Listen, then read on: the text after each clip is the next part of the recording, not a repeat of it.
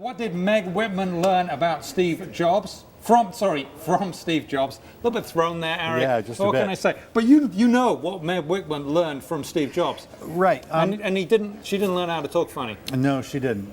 But actually, she has a very nice Midwestern accent. It's terrific. But when Hewlett-Packard reported earnings this week on the conference call, Meg talked about something called reducing SKUs. SKU is what we call, it's business shorthand for a stock keeping unit. It's a particular model, particular color, particular configuration of a computer, this a printer. Beautiful that Mr. thing would have a Oscar SKU. has a SKU. An SKU, exactly. Right. And if you have too many, it's a problem, right? And what it took me back to, if you have too many, it adds a lot of complexity. And what it took me back to was a classic problem. I was a young business reporter covering Apple for the very first time, 1998.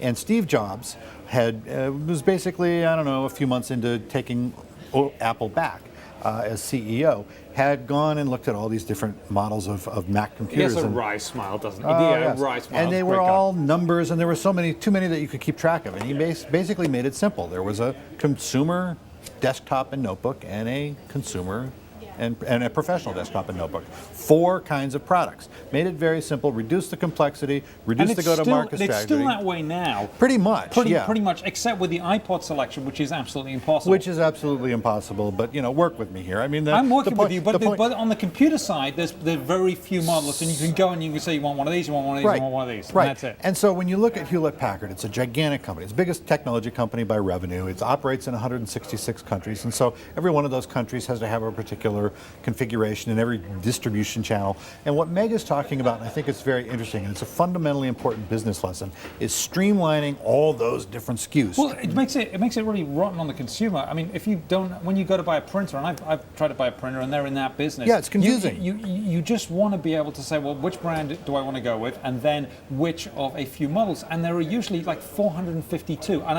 I make that number up completely. Yes. But that's how it feels. And then you give up. And therefore a sale is lost. And once you lose that sale opportunity, it goes away. And so one of the things that Meg, I think, is talking about here is reducing the number of SKUs, reducing the number of products that they offer. It's a great idea. In order to make 2 things, in order to make the choices easy, but also to reduce the operational complexity, which ladders on all this extra incremental cost, which is the bane of HP's problem right now, is all this extra cost. Yes. Extra logistics, extra cost. How successful do you think she'll be? Well, she does know how to get things done. I'll give her credit for that. They've been able to basically hit all their numbers, and she knows how to drive people to meet their goals. So here's a problem, though. This causes divisions because everyone has a pet, and this year's Meg Whitman. Everyone has their own pet thing in a company, right? And if you're going to start killing some of these pets, right, which is what you're going to be doing, then you're going to upset people, and when you upset people, they fight back.